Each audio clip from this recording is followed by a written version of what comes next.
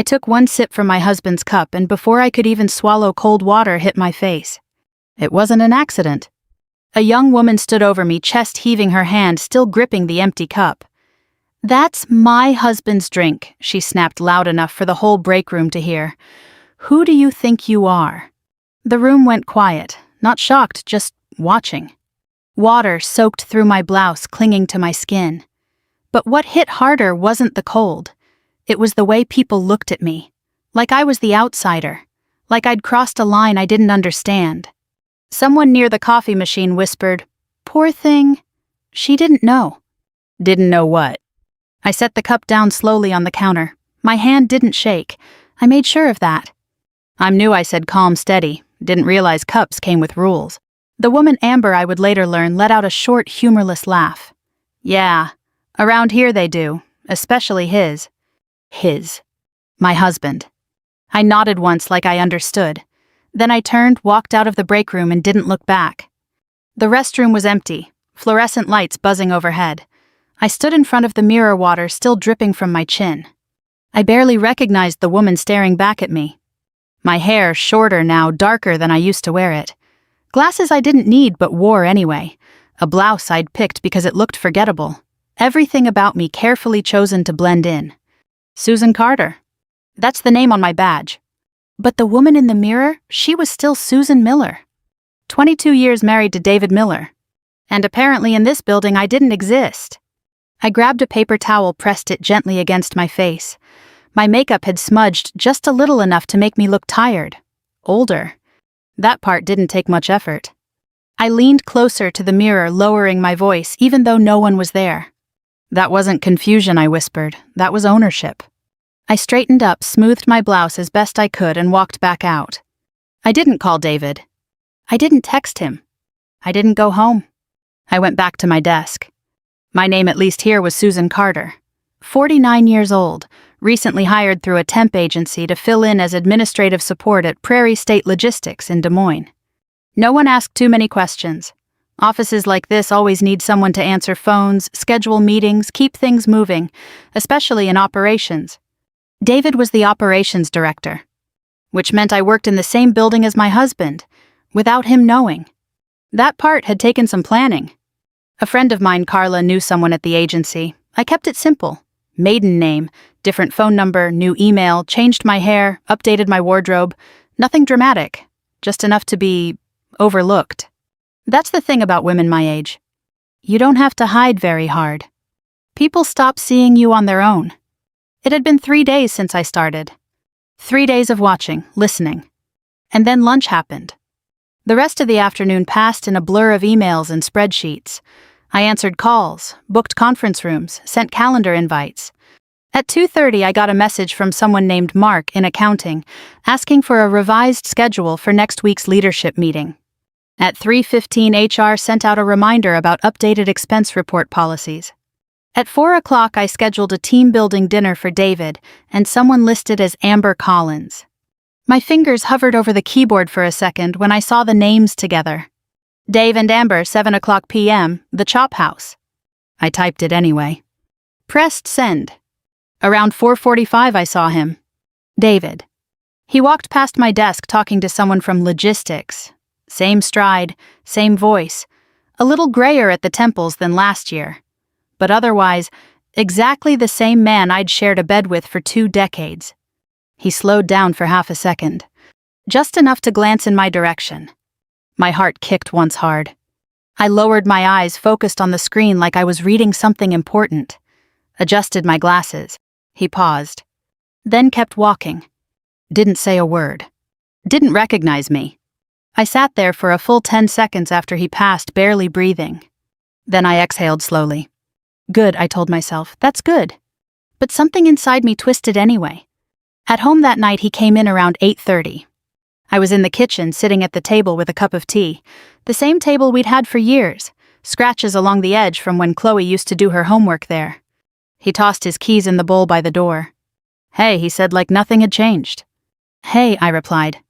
He opened the fridge, looked inside like he always did, even when he knew exactly what was there. "Long day," he muttered. "Mm-hmm." He grabbed a bottle of water, took a sip. Work's been crazy, he added. We're short-staffed, new hires coming in, but it's a mess. I watched him for a second. You getting help, I asked. Yeah, some temp admins, I think. HR's handling it. I nodded. That's good. He leaned against the counter, scrolling through his phone. Yeah, he said. We'll see how long they last. I looked down at my tea, careful not to smile. Later that night, I stood in the hallway outside our bedroom. The door was slightly open. He was inside, sitting on the bed, still on his phone. The light from the screen reflected on his face. He smiled at something. Not a big smile, just a small one, private. I'd seen that smile before. Just not recently. I turned away. Went into the guest room instead. Closed the door quietly behind me. Back at the office the next morning, things felt different. Not louder, not more dramatic. Just clearer. I knew what I was looking at now. And I knew what I needed to do. Around lunchtime, I passed by the break room again. Amber was there, laughing with 2 other women. She looked comfortable, like she belonged. Like she had every right to be exactly where she was. She caught my eye as I walked past. Gave me a small, tight smile. The kind that says, you remember what happened yesterday, right? I held her gaze for a second. Then gave her a polite nod and kept walking. No reaction. No apology. Nothing. I sat down at my desk and opened my email. There were a dozen new messages waiting. One from accounting, one from HR, 3 meeting updates, a reminder about expense report deadlines. I clicked through them one by one, taking notes, organizing, responding where needed. On the surface, it was just another workday. But underneath, something had shifted. I wasn't here by accident anymore. I wasn't here to confirm a suspicion. I was here because I needed to see it all the way through. Every detail. Every lie. Every piece of the life he'd built, without me. At 12:10, I glanced at the clock. Same time as yesterday. I stood up slowly, smoothed my blouse, and headed toward the break room again. Not to make a scene. Not to confront anyone. Just to keep watching. Because now I understood something I hadn't fully grasped before. This wasn't just an affair. This was a whole other version of reality. And if I wanted my place back in it, I couldn't rush. I had to be patient. Precise. Quiet. I stepped into the hallway, the hum of office chatter filling the space. Somewhere down the corridor, I heard David's voice. Warm, easy, familiar. And right beside it, hers. Light, confident, close. I stopped for just a second, closed my eyes, then opened them again, and kept walking. All right, I thought, let's see how deep this really goes.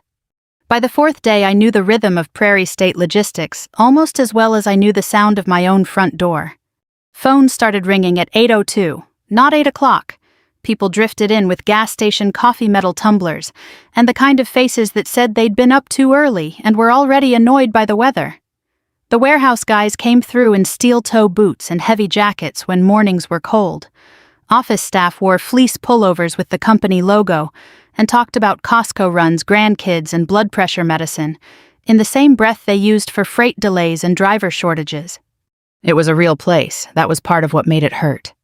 Nothing about this felt glamorous. No shiny high-rise, no expensive corner office fantasy. This was central Iowa. Beige walls, gray carpet, vending machines humming in the back hall, a printer that jammed twice a day, and a microwave in the break room that always smelled faintly of burnt soup. This was ordinary American life. And right in the middle of it, my husband had built a second marriage out in the open. By Friday morning, I knew Amber Collins was 26, wore clean white sneakers with her office clothes, and had a habit of tucking her hair behind one ear when she was trying to look sweet. She was listed in the directory as an executive assistant in operations. That explained why she moved so freely in and out of David's office. It also explained why nobody questioned her being near him all the time. She brought him coffee at 8:30. She carried printouts into his office at 10 o'clock. At 11:45, she leaned against his doorframe and asked, "You still want me to move that vendor call?" He looked up from his screen and said, "Only if it messes with your lunch." She smiled, "For you, never." Light, casual, easy. The kind of exchange that would sound harmless to anyone who didn't know better. I knew better. I was seated 20 feet away updating a vendor contact sheet. I kept my face still and my hands moving. That was the hardest part of the whole thing in those early days. Not the spying, not the pretending. It was acting like my body didn't recognize his voice.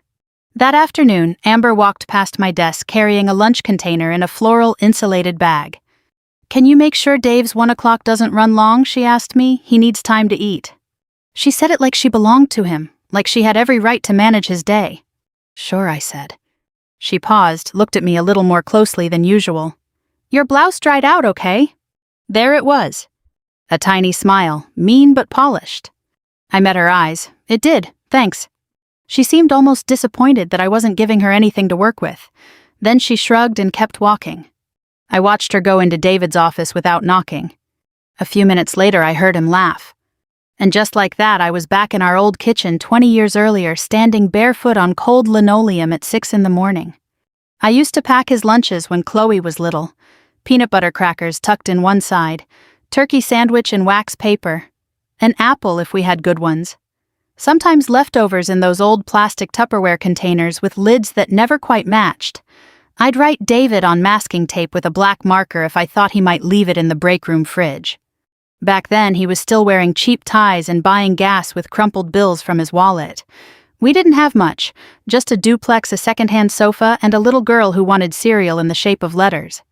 I remember one winter morning in particular, snow piled up against the back steps, Chloe in footy pajamas clinging to my leg, David leaning over the counter to kiss my cheek before work saying, "I don't know what I'd do without you, Sue."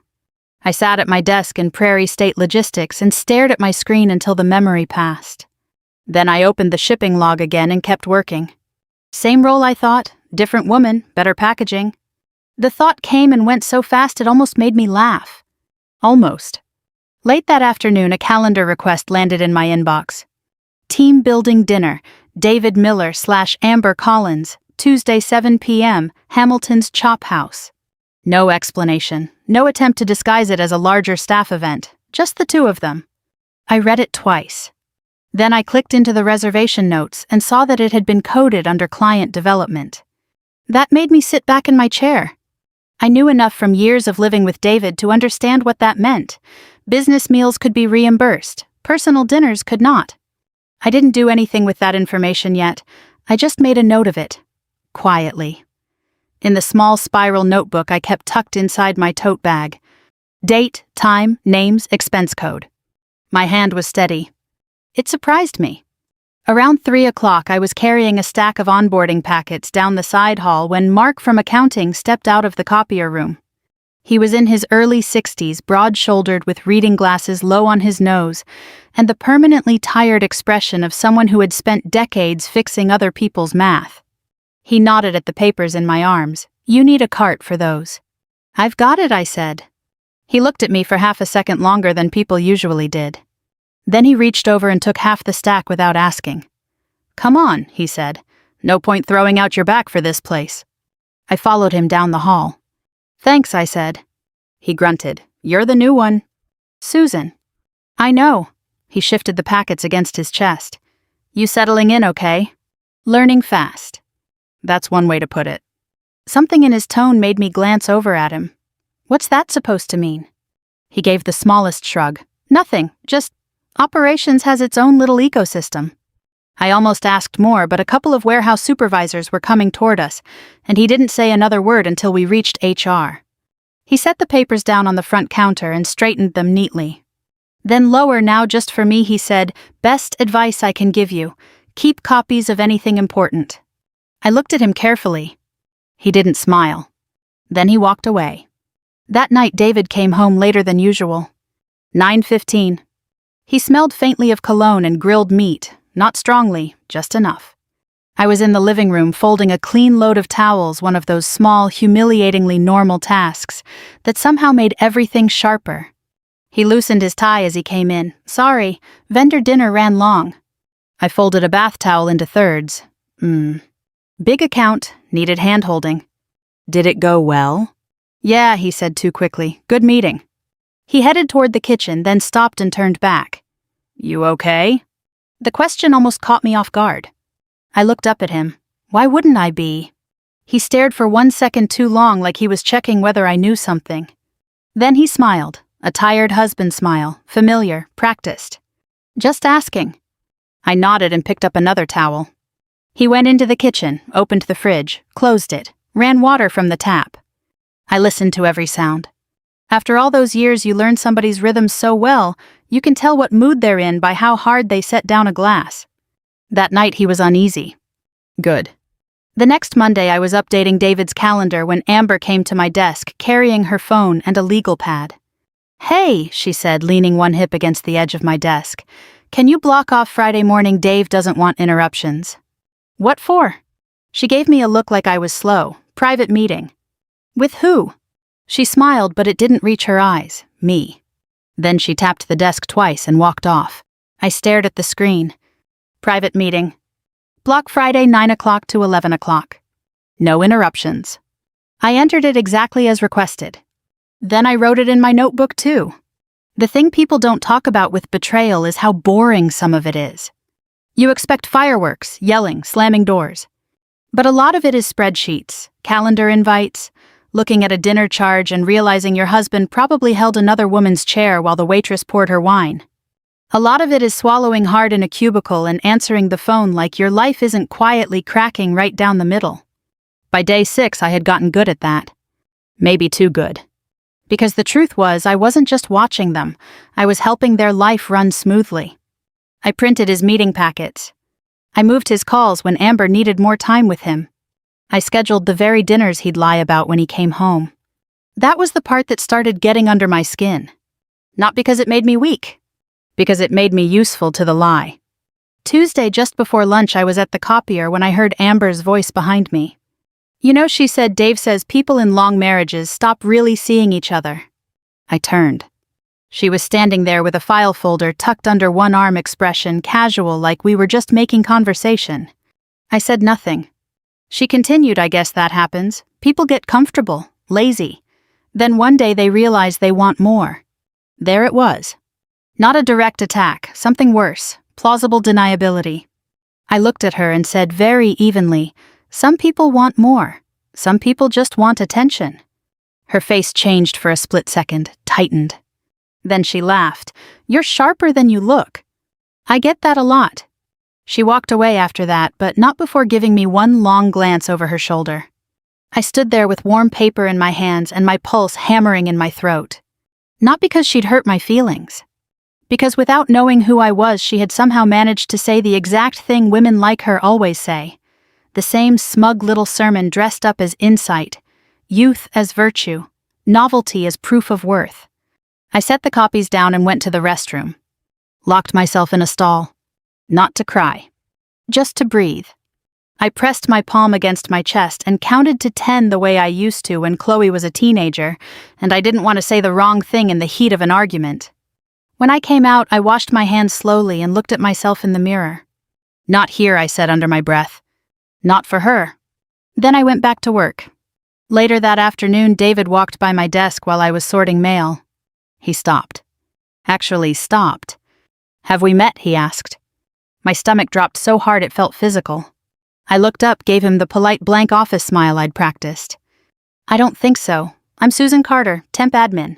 He frowned slightly. "You look familiar." "I get that sometimes." He studied me for one more second. And then Amber called from down the hall, "Dave, Linda's waiting on that approval." He turned immediately. "Right, thanks." And he was gone. Just like that.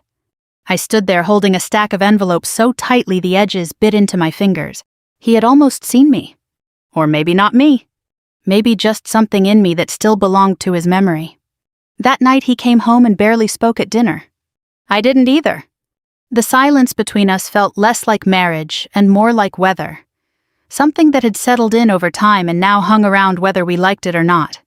After he went upstairs, I stayed in the kitchen alone. The house was quiet, refrigerator humming, clock ticking over the stove. On the wall near the back hallway there was an old framed photo of the three of us at the Iowa State Fair, Chloe missing her front teeth, David sunburned across the nose, me laughing at something outside the frame. I stood there for a long time looking at it. Then I went to bed in the guest room and set my alarm for 5:30. Because in the morning I was going back. And this time I wasn't just walking into an office. I was walking into the version of my life my husband had handed to somebody else. By the second week, I stopped feeling like a visitor.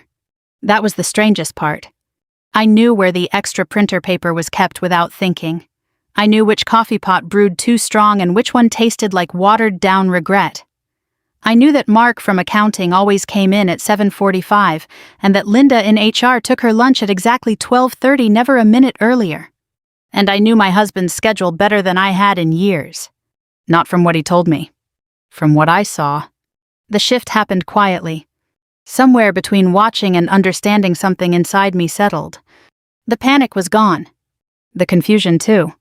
What replaced it wasn't anger, not the loud kind anyway. It was clarity. On day 9, I saw them in the parking lot. It wasn't planned. I had stepped outside to take a call from the temp agency about extending my assignment. The air was cool, late April wind cutting through my cardigan just enough to wake me up. I ended the call, turned toward the building. And there they were. David was standing beside his car keys in hand. Amber was close. Too close to be mistaken for anything else. She reached up and brushed something off his jacket. Lint, maybe, or maybe just an excuse to touch him. He smiled. Not the polite smile he gave coworkers. The real one. Then he leaned in. It wasn't a long kiss, quick, casual, like something they'd done 100 times. Like something that belonged to them. I stood there halfway between the door and the curb, completely still. My first instinct was to walk over. To say his name. To watch his face change when he realized exactly who had seen him. But I didn't. Instead, I turned, slightly pretended to check my phone, and walked back inside. Each step steady. Measured. Controlled. I went straight to the restroom again. Locked myself in a stall. This time my hands did shake. Just a little. I pressed them flat against my thighs and leaned my head back against the door. Okay, I whispered.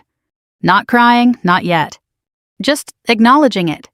Because seeing it like that out in the open under a gray Iowa sky removed any last piece of doubt. There was no misunderstanding left. No version of this where I was overreacting. He hadn't just drifted away. He had built something new. And he had done it where everyone could see. Everyone but me. Until now. When I came back out, Linda was at the sink washing her hands. She glanced at me in the mirror. You all right? Her voice was gentle, not intrusive, just observant. I'm fine, I said. She turned off the water, dried her hands slowly. You don't have to tell me anything, she said, but I've been in HR for 30 years. I can usually tell when something's off. I met her eyes in the mirror. There was no judgment there. No curiosity for the sake of gossip. Just understanding. Careful, I thought. This is where things can slip. But something about her made me answer anyway. Do you ever get the feeling, I said quietly, that you're looking at your own life from the outside? She didn't react right away. Just folded the paper towel neatly and dropped it in the trash. More than I'd like, she said. We stood there for a second. Then she added, still looking at my reflection, people think HR is about rules, policies. It's not. It's about patterns. And when something doesn't fit, I didn't say anything. She turned to face me fully now. Just so you know, she said, this company takes conflicts of interest seriously, especially at the director level. My heart gave a small, sharp beat. She wasn't asking. She was telling. Okay, I said. She nodded once. Then she walked out. That conversation stayed with me the rest of the day. Not because it gave me a plan, because it confirmed something I'd already started to see. This wasn't just about what he did to me. It was about what he was doing in that building. And that had consequences. That night I didn't go straight to bed. I sat at the kitchen table with my notebook. The small spiral one I'd been carrying in my bag. I flipped through the pages. Dates. Times. Meetings. Expense codes. Names. It didn't look like much at first glance, just notes, scribbles. But together, it told a story. I picked up a pen and added a new entry. April 15th, 3:12 p.m., parking lot, observed physical relationship between DM and AC. I stared at the initials for a moment. Then I closed the notebook. The next morning I got in early. Earlier than usual? Mark was already there, like always hunched over a spreadsheet with a cup of black coffee that looked strong enough to strip paint. "You're early," he said without looking up. "So are you." "I'm always early." I set my bag down. "You ever sleep?" "Not well," he said. "Numbers don't let you." I hesitated, then pulled out my notebook. "Can I ask you something?" He glanced up now. "Depends. How do expense reports work here at the director level?" He leaned back in his chair, studying me. "That's not a beginner question." "I'm learning fast." He held my gaze for a second longer than comfortable. Then he said, "Directors submit through the system like everyone else, but approvals are more flexible." "In what way?" "They can code things as client development, vendor relations. If no one digs too deep, it slides through. And if someone does dig," he gave a small humorless smile, "then it depends who's digging." I nodded slowly. "Why?" he asked. "Just trying to understand the process." He didn't look convinced. But he didn't push either. "Just remember," he said, turning back to his screen, "paper trails don't lie. People do." That afternoon I started pulling records. Nothing illegal. Nothing that would raise flags. Just organizing what I already had access to. Calendar invites. Expense summaries. Vendor logs. Patterns. Linda had been right. Once you knew what didn't fit, you couldn't unsee it. Dinner charges on nights with no client meetings. Reimbursements submitted the morning after Amber's calendar blocks. Approvals signed off faster than they should have been. It wasn't sloppy, but it wasn't clean either. Around 4, Amber stopped by my desk again. "You're getting pretty efficient," she said, glancing at my screen. "I try." She leaned closer, reading something over my shoulder. "Dave likes that," she added. I turned slightly, just enough to meet her eyes. "I'm sure he does." She studied me for a second. "You're different than most temps," she said. "How so?" "You don't act like you're trying to impress anyone." I shrugged. "I'm here to do my job." She smiled, slow and knowing. "That's smart," she said. "People who try too hard don't last." She straightened up, adjusted her sleeve. Then, almost as an afterthought, she added, "Dave says his ex-wife used to be like that. Always trying to prove something." I felt it. Not on my face. Not in my voice. But somewhere deeper. A quiet, controlled burn. "What happened to her?" I asked. Amber tilted her head slightly.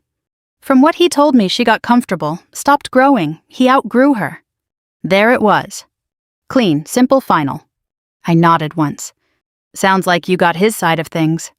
She laughed lightly. "There's always two sides, right?" "Always," I said. She walked away. And I sat there, hands folded neatly on the desk, staring at nothing. He outgrew me. After 22 years. After everything. That's the story he told. That night I didn't look at the old photos. I didn't stand in the hallway. I didn't wait for him to come home. Instead, I sat at the kitchen table again with my notebook. Opened it. And began writing something new. Not observations. Not questions. A report. Clear, structured, factual. Names, dates, patterns, supporting details. No emotion. No accusations. Just truth. Line by line. By the time I finished, it was past midnight. The house was quiet. David had come home, gone upstairs, and fallen asleep without saying much. I stayed where I was, reading over what I'd written, making sure every word held. Every detail could stand on its own. This wasn't about catching him in a moment. This was about showing a pattern. At 12:47 a.m., I typed the final version into an email. Addressed it to the company's compliance line. No name. No signature. Just documentation. I hovered over the send button for a long time. Not because I wasn't sure. Because I knew exactly what would happen once I did. There would be no going back after this. No quiet pretending. No waiting. I took a slow breath. And clicked. Send. I sat there for another minute. Hands resting on the table. Heart steady. And for the first time in weeks, I didn't feel like I was disappearing. The next morning I walked into Prairie State Logistics like nothing had changed. Same desk. Same emails. Same routine. But underneath it all, everything had already started moving. They just didn't know it yet. The email hit compliance on a Tuesday just before 1 in the morning. By Thursday, the air in the building had changed. Not enough for anyone to say it out loud, not enough for a rumor to fully form. But you could feel it if you were paying attention. Conversations got shorter when certain people walked by. Doors that were usually left open were half closed. Linda from HR made 2 trips to the operations wing before 10 o'clock carrying a red folder I hadn't seen before. David noticed it too. I could tell by the way he kept checking his inbox, by how often he stepped out of his office to ask Amber whether someone had called back, by how quickly his patience frayed. At 10:20, I heard him snap at a warehouse supervisor over a delayed carrier update. At 11:05, Amber came out of his office with her mouth set in a hard line and went straight to the copier punching buttons harder than necessary. At 11:17, Linda stopped by my desk. Her voice was quiet. "Can you make sure the executive conference room is ready for Monday at 9? "Of course." "Full coffee service, water, printed attendance sheets." "Who's attending?" She glanced toward David's office, then back at me. "Leadership, finance, HR." She paused just a second. "And operations?" I nodded. Nothing in my face changed. I made sure of that. But the moment she walked away, I felt a calm settle into me so completely it was almost eerie. It was happening. The weekend was one of the strangest of my life. David mowed the lawn on Saturday morning like he always did in old sneakers and a faded Iowa Hawkeyes t-shirt. The sound of the mower drifted in through the kitchen window while I stood at the sink rinsing strawberries. A completely ordinary Saturday. That was the part that would have driven me crazy if I'd let it. The split between what things looked like and what they were. At noon, he came in sweaty and irritated, pulled a bottle of Gatorade from the fridge and said, "You want me to grill burgers tonight?" Like we were still those people. Like he hadn't spent months lying to my face and years slowly walking out of our marriage while still sleeping under my roof. "Sure," I said. He looked at me a second longer than usual. "You okay?" "Yes." "You seem somewhere else." I dried my hands on a dish towel. Maybe I am. He gave a small laugh, uneasy, like he didn't know whether I was joking. That night we ate on the back patio. The sun was low. A neighbor's dog barked 2 yards over. Somewhere down the street, a radio played old country music. He talked about fuel costs and driver turnover. I nodded when I was supposed to. The whole time I kept thinking Monday at 9. Sunday evening I ironed a navy blouse and set it aside. Nothing flashy, nothing dramatic, just crisp, clean, professional. Then I opened the kitchen drawer where I'd tucked the spare ceramic mug I'd brought home from the office break room on Friday. White, plain, company logo on one side. His cup. The one that had started it all. I ran my thumb over the rim for a second, then wrapped it carefully in a dish towel and slid it into my tote bag. Not as a symbol, I'm not that theatrical. Just as a reminder of the moment I understood exactly where I stood in that building. And exactly what I was there to fix. Monday morning came cold and bright. By 7:30, I was at the office setting up the conference room. Prairie State's executive room wasn't impressive. Long laminate table, 12 black rolling chairs, a wall-mounted screen that took forever to connect properly. Coffee from the break room poured into thermal carafes. A tray of grocery store muffins nobody ever really wanted but everyone picked at anyway. I laid out attendance sheets. Set legal pads in front of each chair. Placed bottled water at equal intervals. Then I stepped back and looked at the room. Quiet, ordinary, clean. It could have been any meeting in any mid-sized company in the Midwest. That was what made it perfect. At 8:42, Mark came in with a binder under one arm. He glanced at me once, not warmly, not coldly either, more like acknowledgement. "Morning," he said. "Morning." He set the binder at the seat nearest the far end of the table. Finance. At 8:47, Linda entered with the red folder and a thinner blue one tucked beneath it. At 8:51, the HR director, Paula Jenkins, walked in wearing a charcoal blazer and the kind of expression people only wear when they already know the conversation is not going to end well for someone. At 8:55, David came in. He was in his gray suit, blue tie, hair neat, face composed. But not fully. There was a tightness around his mouth that hadn't been there last week. Amber came in right behind him carrying her laptop and a yellow legal pad, like this was just another leadership meeting. She gave me barely a glance. That would change soon enough. At 8:58, Paula looked toward me and said, "Susan, stay nearby."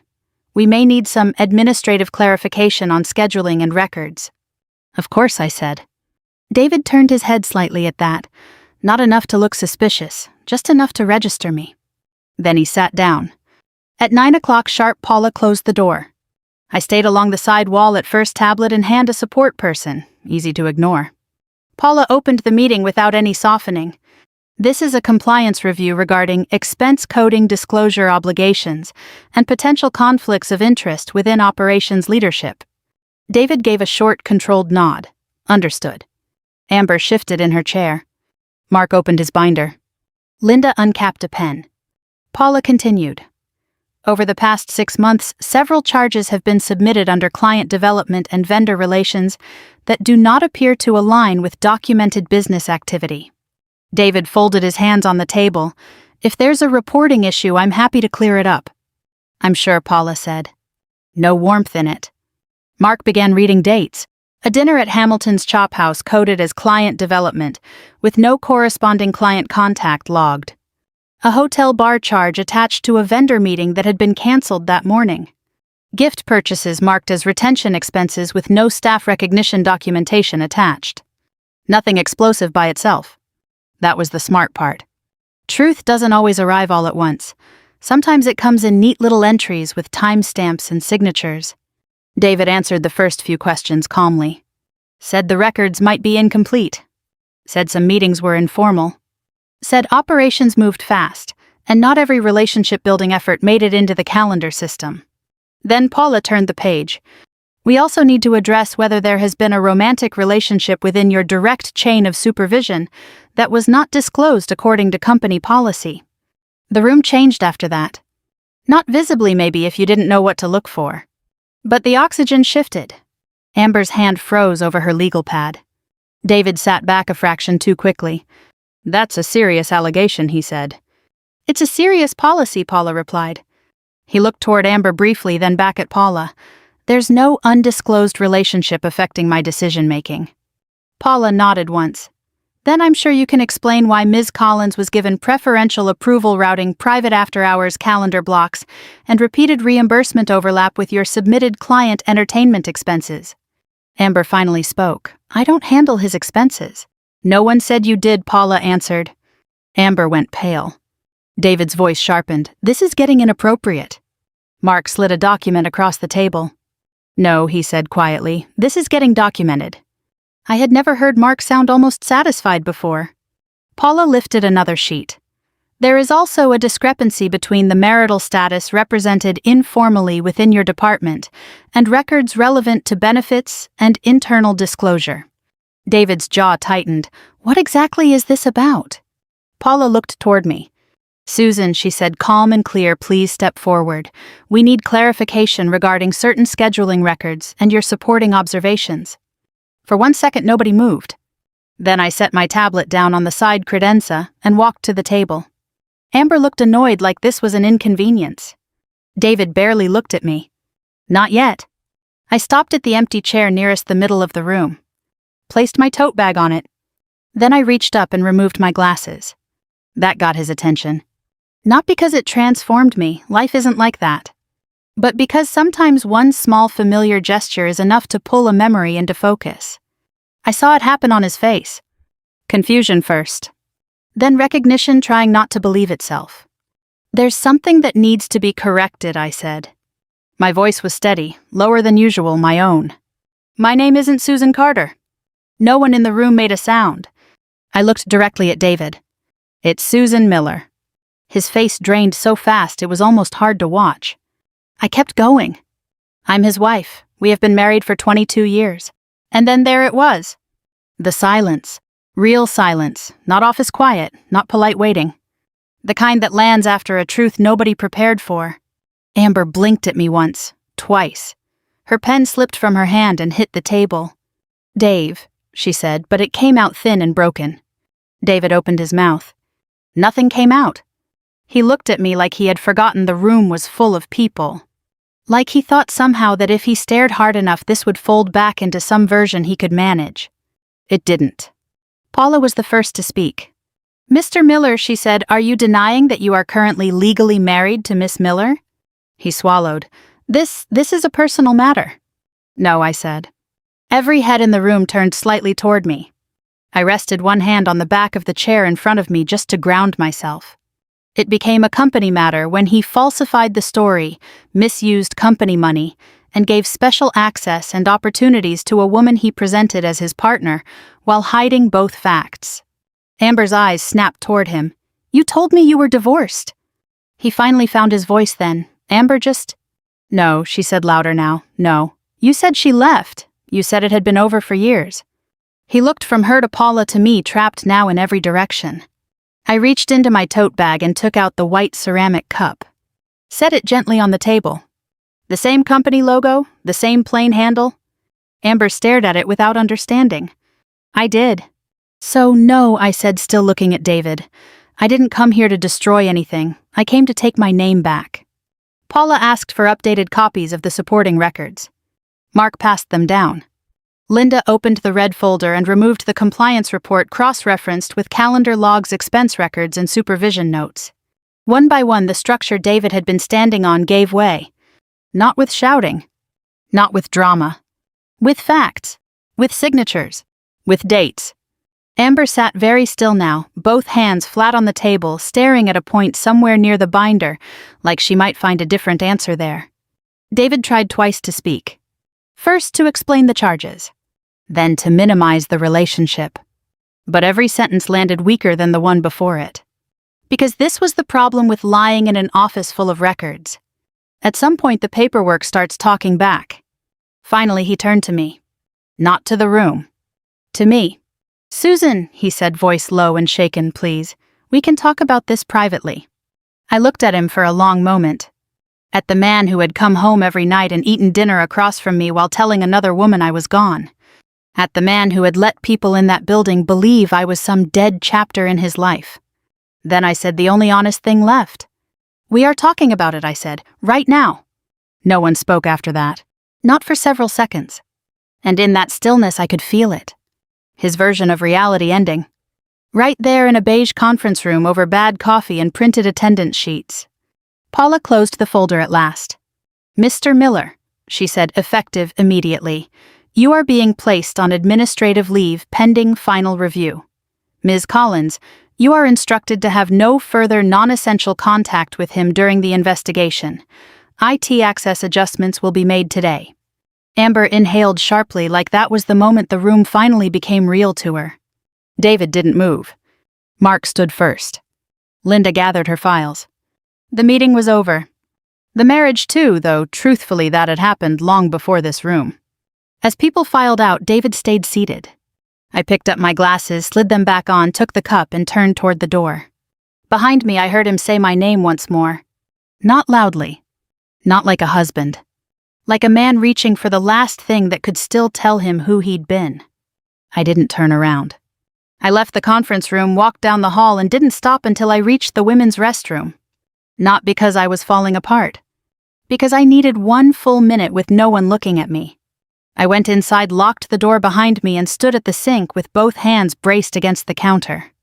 The room was quiet except for the hum of the lights. My face looked pale in the mirror, older than it had that morning. Tired, yes, but steady. That mattered. I turned on the faucet, let the water run cold over my wrists, then shut it off again. For a second I thought I might cry. Not over David. Not even over the marriage, not really. It was the release of it, the strain of carrying two versions of the same life and finally setting one down. I took a slow breath. Then another. And when I walked back out, I was still standing. The office moved fast after that. Too fast for gossip to form into anything clean. By lunchtime, David's office key had been collected. His company laptop was gone.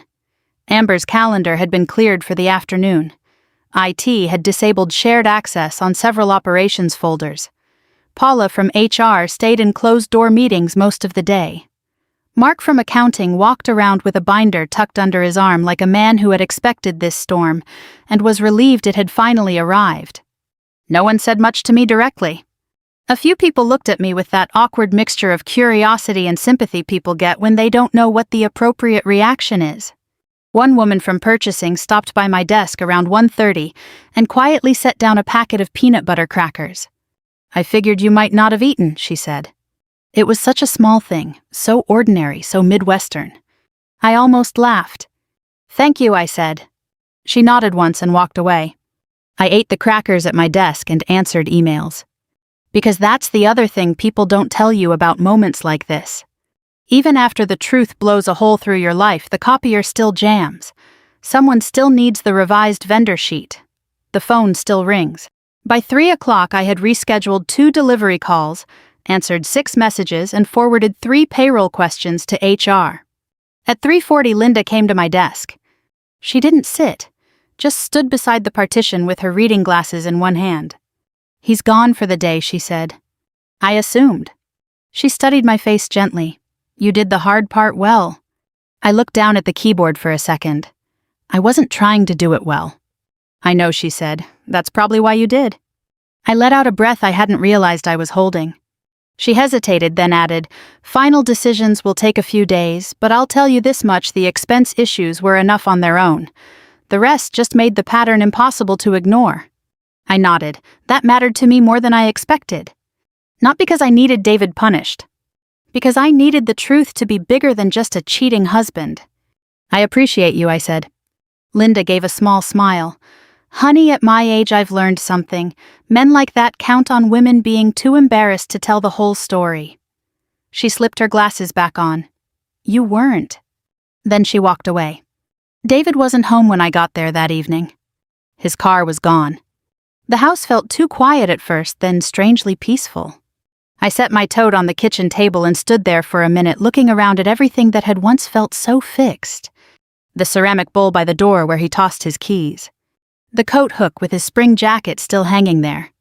The long scratch on the table where Chloe had dragged a science project across it in 8th grade. I opened the fridge, took out the carton of eggs, and made myself an omelet with leftover cheddar and green onions.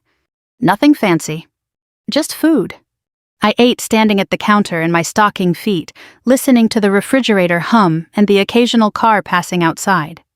When I finished, I washed the pan, dried it, put it away. At 8:10, I heard the garage door. Then the back door opening. Then David stepping into the kitchen. He looked terrible. Not dramatic terrible, not movie terrible. Real terrible. Like a man who hadn't slept, hadn't eaten, and had spent the day realizing that his own explanations no longer sounded convincing even to himself.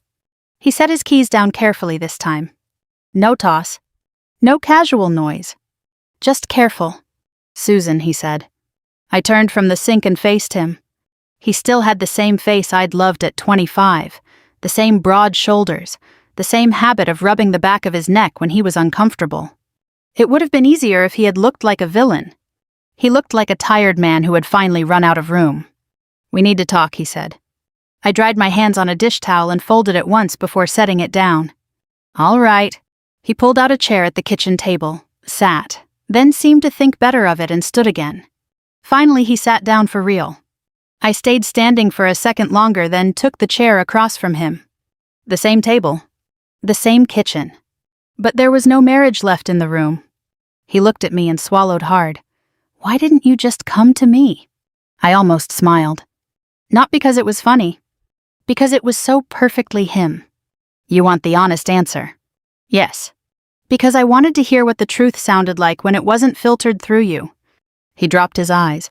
For a moment, neither of us spoke. Then he said, It didn't start the way you think. I leaned back in the chair. There it is. He rubbed his forehead. Susan, I know how this looks. David, it looks exactly like what it is. It got out of hand. No, it got comfortable. That landed, I could see it. He stared at the table. I never meant for this to blow up. I let a beat pass. You let a 26-year-old woman believe she was building a future with you. He flinched. You let your coworkers think I was gone. He said nothing. You used company money to help cover it. Still nothing. And then you came home every night and asked me if I was okay.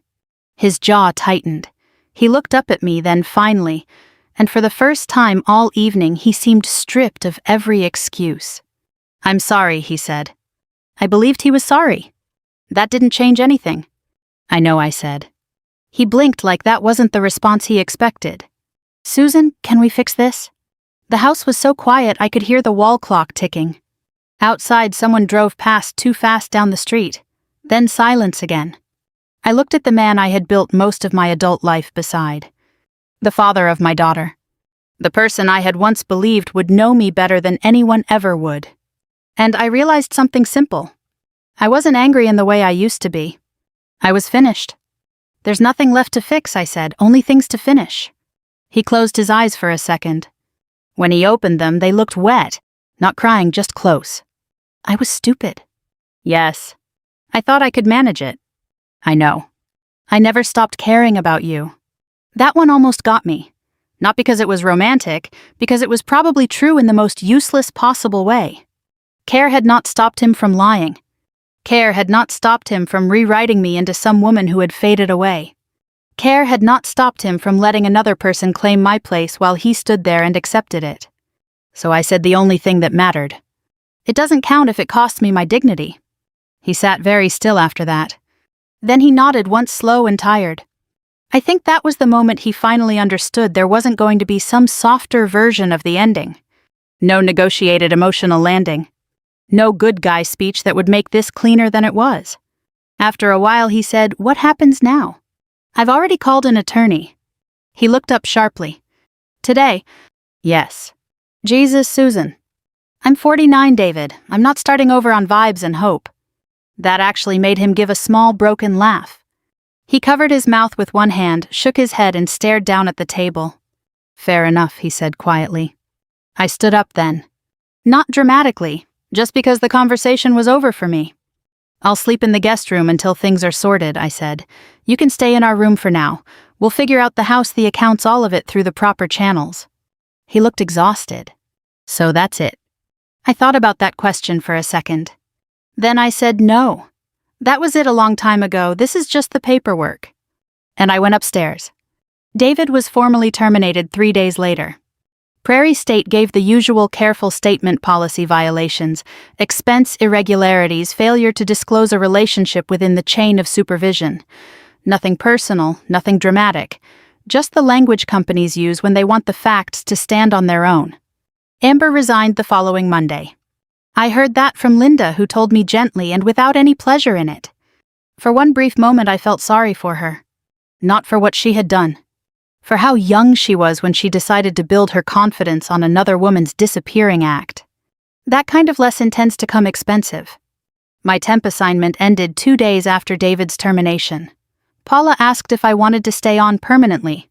She said I had been exceptionally composed under unusual circumstances, which sounded exactly like something HR would write in a file. I thanked her and said no. I had other things to do. The divorce process was not pretty, but it was clean. That was enough for me.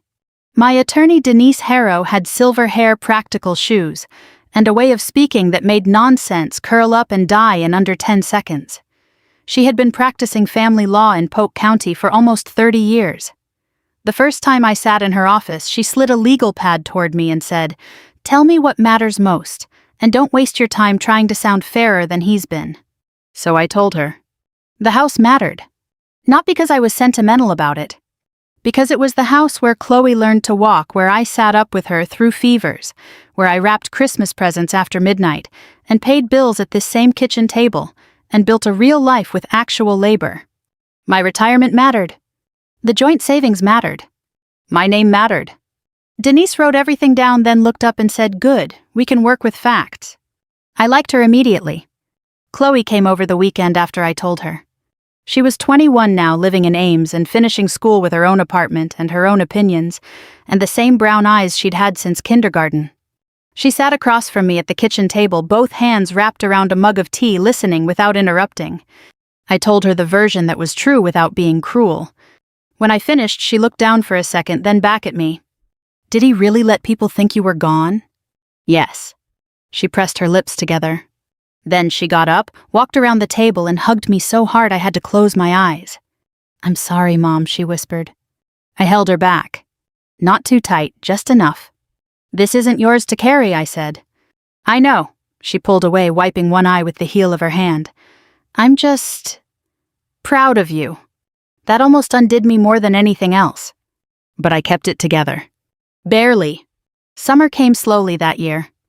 The peonies by the fence opened. The grass got thick. The evenings stayed light longer. David moved into a rental across town while the legal details were being finalized. We spoke when necessary, mostly by email, occasionally by text, brief, practical, no drifting into old habits. The first few weeks after he left, I kept expecting to hear his key in the door around 6:30. It's funny what the body gets used to, even after the mind has moved on. But eventually the house settled into a new shape. Or maybe I did. I repainted the guest room, donated 2 boxes of old office shirts he'd left behind, cleaned out the hall closet, replaced the cracked welcome mat by the back door with a plain black one from Target. Ordinary things. Useful things. That was what healing looked like for me. Not reinvention, not some dramatic rebirth montage. Just making my own life livable again, one practical choice at a time. One morning in early June, I woke before the alarm and couldn't get back to sleep. So I went downstairs, filled the kettle, and made tea. Not coffee. I'd had enough of coffee tied to somebody else's moods, somebody else's routines, somebody else's cup. I carried the mug to the window over the sink and stood there while the water in the backyard bird bath caught the first light. The house was quiet. No tension, no pretending, no waiting for the sound of a garage door. Just me. And in that stillness, I understood something I wish I'd known much earlier. I didn't win because David lost his job. I didn't win because Amber had to face the truth. I didn't even win because the marriage ended on paper. I won the moment I stopped agreeing to disappear. That was it. That was the whole thing. He had tried in his own cowardly way to act like I was already gone. All I did was show up. If you've ever felt yourself being pushed to the edges of your own life, I hope you remember this: you do not have to shout to make the truth land. Sometimes all you have to do is stand there and refuse to be erased. If this story stayed with you, share it with someone who needs that reminder and subscribe if you want to hear more stories like this.